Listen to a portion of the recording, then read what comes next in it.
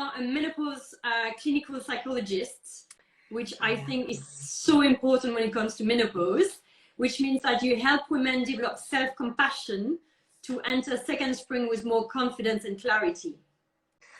Well, yeah, that's the plan. Yes, and you do that in different ways. You've got the one-to-one therapy, you've got the online courses, and you've got the Meno Stars Collective, which we are going to discuss a bit later. Which is, I think that's a project you're working on, which is coming out soon. And you've got you're also doing some training with mental health professionals about menstruality. Menstrual cycles and menopause, well, the whole arc from menstrual cycles and perimenopause, menopause. We get no training. You know, similarly, there's a whole discussion, isn't there, around medical professionals and GPs don't get training around these topics, and neither do we in psychology. Psychology is so important because I think perhaps I've struggled with that, you know, when it was earlier in my life, and I understood that as long as the mental, you know, is strong, then you can overcome a lot of things. And I think a lot of women, as they enter perimenopause, they don't realize, you know, what's coming because they haven't read about it or I don't know, heard about it. And that's why for me it's so important to have you here tonight. So thank you so much. Just wanted to frame the context of where I am. And I am on day 3 of my period, of my period. So I'm still in the inner winter. Sort of slightly, you know, there's some slight little bits of light coming into my menstrual cave, but that's where I'm at as well. And so it just feels really important, and I think we don't think and talk about this, that we have different energies at different times. You know, if you speak to me in 1 week's time, I'll be fully in my spring and I'll be like all sorts going on. So how, when entering perimenopause, does it impact our psychology? Yeah. Or how does it impact our psychology? Well, I think that my response to that is it impacts however it impacts. Like, so with the way that I work and the approaches that I use, it's not about focusing on a thing. It's our response. It's how we respond to our bodies and our minds. It's so, because sometimes there might be, I mean, I could list off so many issues or what have you that women talk to me about and share with me and come and see me about and come onto the course for, and, you know, all that kind of stuff. However, it's, for some women, that's not an issue, and for others it is, or it might be that for one woman it's an issue that, you know, then it's not an issue, you know. It's all, so I work on our the psychological processes, how we respond and to our inner stuff, basically.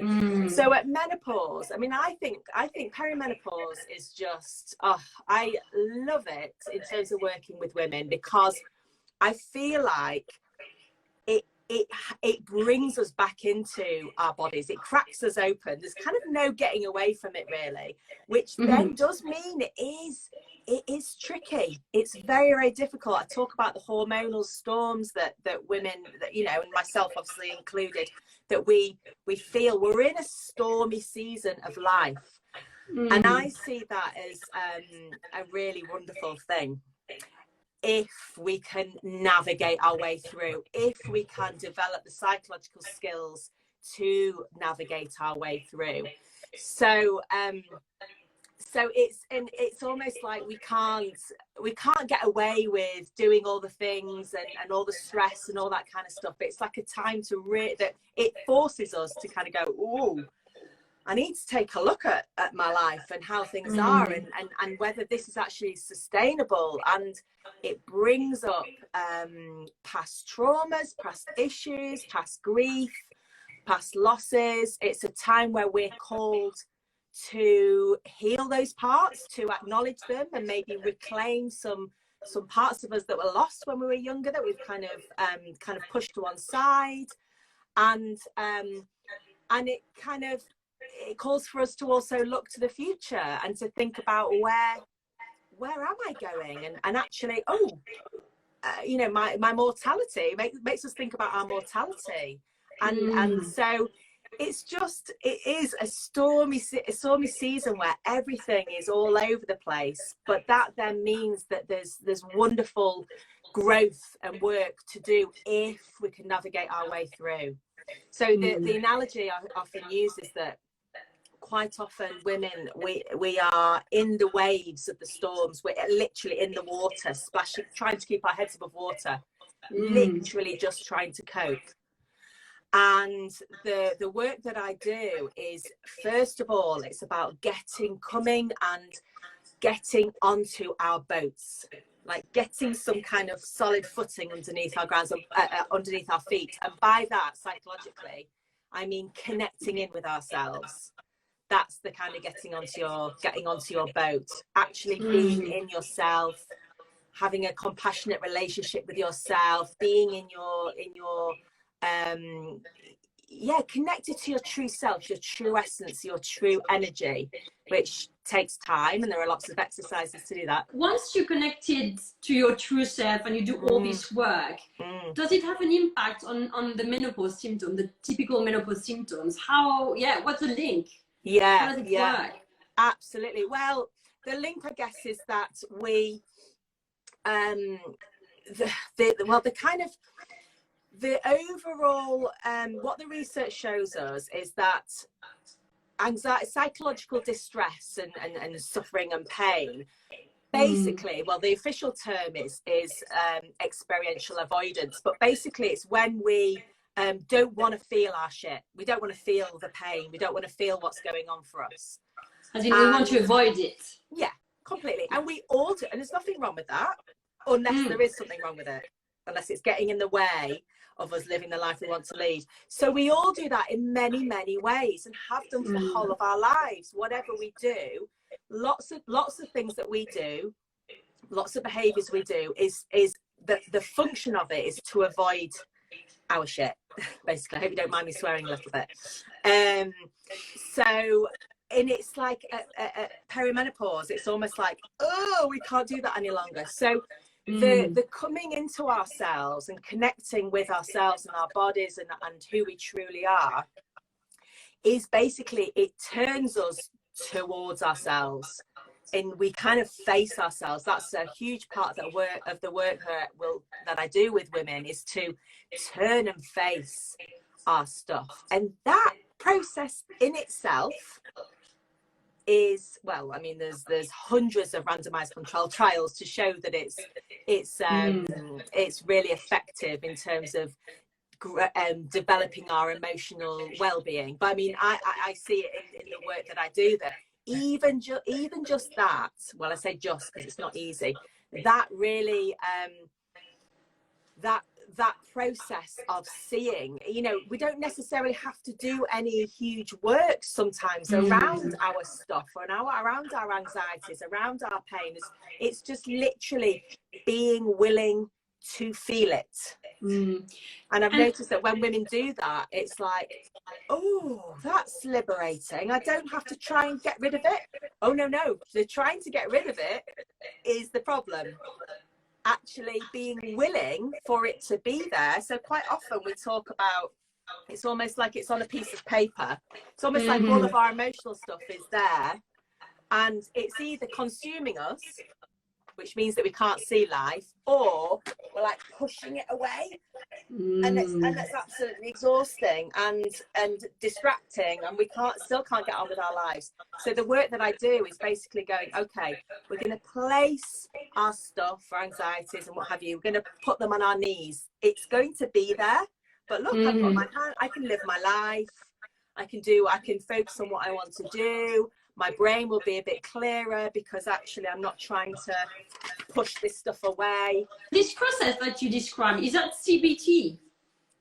No. I have heard that CBT could help with a lot of symptoms, and it's a bit psychology. So I thought so the approach comes from in the world of psychology,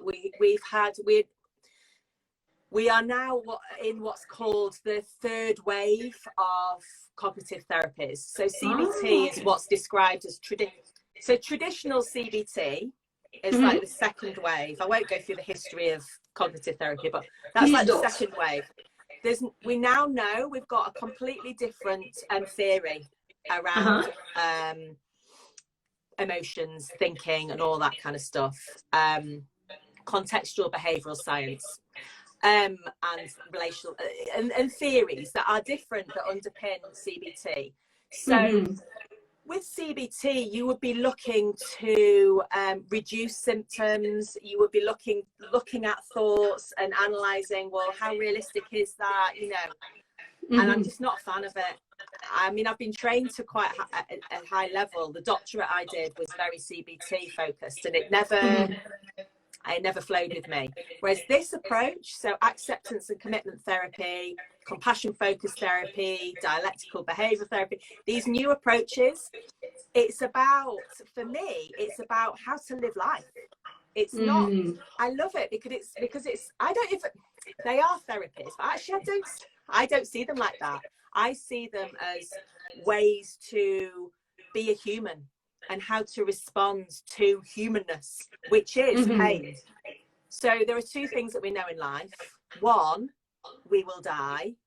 Two, we will experience emotional pain. Problem is that we have been taught for so many years, and marketing has a huge impact on this, unfortunately, that we've been sold this tale that humans are meant to be really happy and all joyful, and that's our natural state. It's like the opposite. That's not a human natural state. A human natural state is one of predicting what's going to happen next. Actually, a human natural state is a level of anxiety. Not an anxiety that gets in the way of living life, but it's totally normal and natural and human to have concerns and to be trying to work out what's going to happen next to keep ourselves safe. So it's about helping humans to be humans in this world, you know, in the kind of modern world, because how we've developed evolutionary wise don't really fit, that we're not fit for purpose in this modern world. Yeah, it does make sense. So it's about, you know, learning how to live in the new world. Yeah, it is. I mean, it's not new world, it's our world, but it's just like the new reality of what's going on, and not trying to make it nicer than it is. It's just learning to make the best of it. Yeah. Have I understood right? Yeah, pretty much. I think one of the biggest issues, I really do think one of the biggest issues is that women are coming to it burnt out, stressed to the hilt. You know, we've been sold so many stories of you can have it all, and I mean, I'm saying this from my heart because this was me. Doing everything, you know, it's just ridiculous. And so many women come to perimenopause with high levels of cortisol, adrenal glands are shot to pieces. I'm sure that you'll be working really beautifully with women in a nutritional way around this, and so and that then has such a huge impact on our hormones. Do you consider that stress and anxiety is the same feeling? No, because you just described it this way, and personally, I know what stress is. And for me, at the beginning of my perimenopause, I experienced anxiety, which I never had before, and it was such a different feeling. And so what you described is, it's almost like you can use one word for another. So I was wondering what you mean by that. I guess my body. So stressful things were happening, and my stress levels, which is more of a longer term, you know, my body was struggling over the past month, or month, 6 weeks. Then because obviously at our premenstruum, the hormones change, and obviously perimenopause means that it's a more I think we feel all the phases of the menstrual cycle stronger. Yes, PMS are usually much stronger. So absolutely, my sympathetic nervous system was, and it always is for everybody, that kind of comes online around the premenstruum, and so that's more. I mean, I wouldn't describe it as anxiety, but yes, a lot of people would describe it as anxiety. Did you feel that anxiety is worth worse in the morning? A lot of women who I work with say that. Yeah, a lot. Is it the of same women. for you? Because for me, it's the same too. And what I found is if I go running or exercise in the morning, it completely attenuates the whole thing, and everything is manageable after that. So it's like, you know, nice. get up, exercise, get on with my life. Yeah. Do you have the same I experience don't of this? know, but a lot of women do say that. A lot of women have said that to me. We don't consciously navigate our way through perimenopause, and we basically just put our blinkers on, even if we're taking HRT and we just want to keep going. If we don't consciously do that stuff, our unconscious will wake us up. And so that term, the dark night of the soul, I think is really relevant for perimenopause. And I think that if we don't process stuff consciously, our dreams, it will, because people talk about, oh, crazy dreams, it will come out in the unconscious when we're asleep. And then and that will either wake us up, or we'll wake up tired, or we'll wake up with cortisol. Our sympathetic nervous system is more online, and then we feel like, feel anxiety in the morning. We've got to face our shit, basically.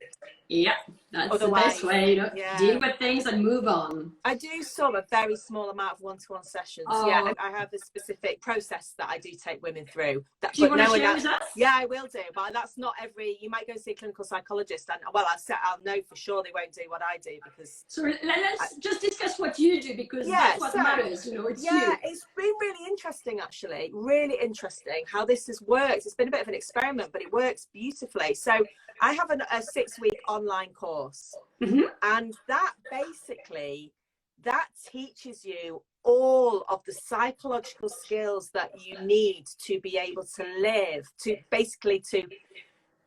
live a meaningful and fulfilled life, and to let go of all the emotions that hold you back, whether it's anxiety, low mood, worry, all those types of things. It teaches you all of those psychological skills. It teaches you the compassion skills and the psychological flexibility, all that kind of stuff.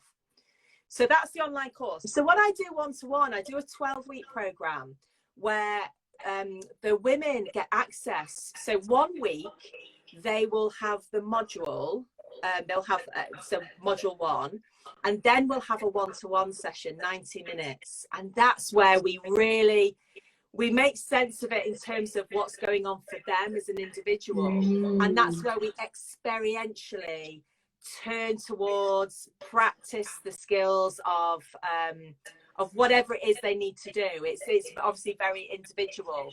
And what I found, and then the next week they'll get the next module, because in psychology, clinical psychology, there is quite a lot of the psychoeducation. There's a lot of teaching these sort of skills, and actually, and also the modules include meditations that are specific to that point in the process. And women go away and do that in their own time, and they have their own reflections, which then they bring to the therapy, and it just means that things process and change a lot quicker. So instead of me doing all that stuff in the session, they do it themselves in their own time, and then we dive into them as an individual. So that's how I work. So it's 12 weeks. So in 12 weeks they're sorted, they can face the whole transition without needing you anymore. 12 weeks, and the women are equipped for sure to be able to respond to their bodies, to the hormonal changes, to relationships. No, I mean, it's not going to change the relationship. It equips women to respond in a psychologically healthy way. Stuff will still happen, but then you've got this to come back to. And the lovely thing about having the module, me sending them the stuff that they work through, and it's not me on videos explaining, is that they've always got that to come back to.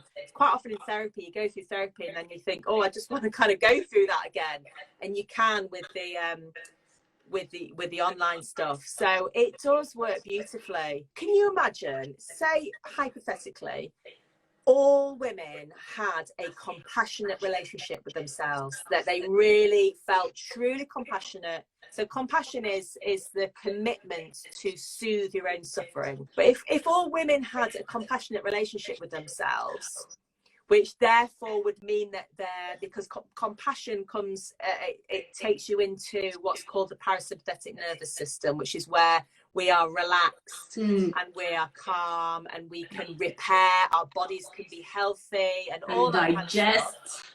So yeah, all of that, exactly, rest and digest, and we can be much less stressed. If all women, hypothetically, were in that state, how do you think we'd transition through perimenopause and menopause? The best way possible. Before I forget, I really want to say about HRT. You know, I talked about this analogy of the boat, and the self-compassion kind of gets you back into your own boat. I see HRT, that basically gives you the buoyancy. So if your boat is like really low in the water, you know, you're not going to go anywhere fast, are you? You're just going to be like, oh, even if you develop the skills to navigate your way through, you ain't navigating very quickly. You need some buoyancy. Some women need some buoyancy to then be able to use the psychological skills to kind of go forward. But that's what it is. It's buoyancy. So HRT is buoyancy.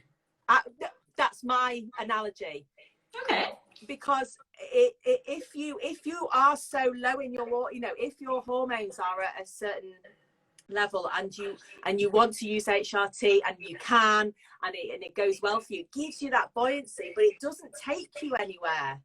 And that's where you need the support. Perhaps women don't share whether they take HRT or not. Yeah, but they do. Oh, they do. Okay, so if they do you see that the women who take HRT understand the process quicker and see quicker results than the other one, or is it completely irrelevant? Because you talk about buoyancy. I guess I don't know. I'm not sure. Okay. I haven't seen an exact correlation. I mean, what one of the women who's done my course, she talks about how she takes HRT, and she looked at her nutrition, she has hypnotherapy, she takes supplements, all the different things. Everything. But it didn't flow until she did the psychology. She calls it the king piece in the middle that clicks it all together and makes it all flow. So which is quite an interesting way of seeing it. This division of kind of like, you do or you don't take HRT. It's like, well, if you need to, you do. I take thyroxine. I've got a low thyroid. Doesn't mean that's, you know, I still need to look at my energy and my nutrition, and my lifestyle and my stress. I know it's not a free pass. I know it's not a free pass, and I know it's because I've been stressed for 20 years. And it's the same with HRT, that it doesn't give you a free pass either. But that's what's worrying me, because a lot of women are now looking at all the, you know, the kind of what's been shared around HRT. Well, I know a lot of women who are a bit younger, aren't necessarily in menopause, and going, oh, brilliant. So actually it's going to be all right, because I'll just take HRT. And it's like, well, no, that's not the whole story. Yes, I have lots of women who take HRT and not all symptoms go away, and they still need help with dealing with everything, because it helps up to a certain point, and then, you know, there is still other stuff going on. It's not like the magic pill to sort everything out. So it does help to give you some energy and regularize hormones a bit, but it's just like you still have to do the work, that's for sure. Yes. Can you share about the Meno Stars Collective, which you shared is opening the doors next month, because that's the third part of how you help women, and you've been very on how you do the six-week program and the 12 weeks if you want more one-to-one. So what's this thing that you're so Meno Stars, well, it's already up and running. I've got founder members, a really good group. We've got 50 founder members who came on in April, and because that's literally when it started. So basically it's a collective, it's a community at the moment, and it's going to grow and develop. At the moment, they receive a monthly recorded workshop by me on a issue specific to perimenopause. So they've had one, and they're about an hour long, the workshops, and the first one was on anger and rage, and then the one last month was on brain fog. And so it's a real deep dive into why this is an issue, but then also, so what we're going to do about it, basically. And the reason why I wanted to do that is because I'm doing fewer videos on Instagram and things like that, because I'm really worried that a little snippet, a little video, kind of, when we watch a video, and I do it myself, and you kind of think, oh yeah, and it resonates, and it feels kind of nice. I'm worried I'm feeding into the emotional avoidance, because it's like, okay, so more, it's almost like a little kind of, oh, I'm okay now. And I just felt like I wanted to help women to really focus it. This is stuff that we really need to do. And so the workshops are in depth and you can focus on them. Then you've got a month to, well, forever, but you've kind of got, you know, a couple of weeks to really integrate that. Because what I'm sharing is, it's kind of good stuff, and I really want women to really, like I say, integrate that into their lives, digest it, and then halfway through the month we have an online event relevant to the topic. So they get the workshop and then the an online circle, basically, where we all come together, and I'll either guide them through a meditation or do something specific to the topic. And it's just been beautiful. It's a real, and I'm guiding it, obviously, but I'm also getting feedback from women all the time, and that's helping me to shape things. She said, I'm learning whilst feeling nurtured. I was like, yes. Wow. So learning while feeling nurtured in the such a great testimonial and complete. Yeah, I'm actually thinking of having it as I might have it as my tagline. I was like, learning whilst feeling nurtured. Well, next month I'm opening the doors up for members for about 2 weeks, and then they'll close again, and then the next to start from the 1st of July. So you get the workshop on the 1st of the month. Okay. But I envisage other things. I envisage some Meno Stars events just for people in the collective, and there will be a reduced price for my course and my one-to-one, and yeah, maybe retreat. You know, we'll see where it goes. So it'll be £10. It's £10 a month at the moment for the workshop and the event. What do you wish you had known 3 years ago? Ooh, 3 years. Knowing what you know today. Well, what you know, that's you so had known 3 years ago. So I tell you why that's funny. It's my birthday a week tomorrow, so, and I will be 43, so I can actually remember being a week before my 40th birthday. Trust and let things unfold. So I knew that I wanted to change my the focus of my work. So I don't think I had by that point. But I knew I was starting, it was sort of starting, really.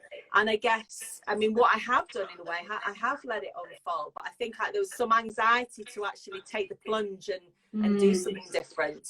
What made you decide to take the plunge to specialize in menopause? It was my personal experience, actually. It's my personal experience of having physiological changes, those kind of heart palpitations, you know, we're talking about the anxiety, physical sensations. So I was experiencing random physical changes, and I had loads of medical investigations, checking my heart, you know, all that kind of stuff. And then I realized, and then I sort of looked into perimenopause, but you see, all the way through it, I was using my psychological flexibility, these skills that I teach. I was using those skills all the time, so I didn't have a massive panic. I never really worried about it. And then I realized the whole world. I realized about perimenopause and what happens in the physical changes that we have, and all these kind of stuff that come out, all this stuff that comes out the blue, and just how big it is. And I just thought, oh my gosh, I need to teach women ACT skills. And so, and not just women. The big thing for me wasn't one-to-one. You know, I can only see a very small number of people. It was more about coming on and actually sharing on social media, you know, with many, many more women, sharing these skills. That's my huge kind of push, really. So that's why now I focus quite a lot on training and doing workshops for therapists and mental health professionals. Any one tip for some woman going through the menopause, something you can share that worked for you and may work for them? The connection you have, first of all, with yourself. So spending quiet time with yourself, listening to. So I was going to do that. We can still do this if you want to. I've got this, because it's Friday night, I thought this is a bit fun. I've got these ACT cards. So sometimes in therapy, I'll like pull a card. So it's either open, aware, or engaged. So in terms of this one thing of like really connecting with ourselves, this is really nice. I'm just going to read this out because I think this kind of summarizes it. And it's an open card. About being open. Open is about being willing, open and willing to feel. Are you willing to feel the stuff? So it says here, the thoughts, feelings, sensations and memories that you most want to rid yourself of, the ones that make you want to hide, are the ones that need your attention and compassion. So that's probably the one thing I would say. Those things that you just, you really don't actually turn towards, send them some compassion and pay attention to those. Who do I think I should interview next? I think you should have Kate Codrington. Yes. And why should I? Oh, she's just so she's been through menopause, so I just think she's got that in-depth insight. The other person that came to mind is Joanna, who is Relationful is her handle on Instagram. She's around about relationships in midlife, anything about relationships and midlife.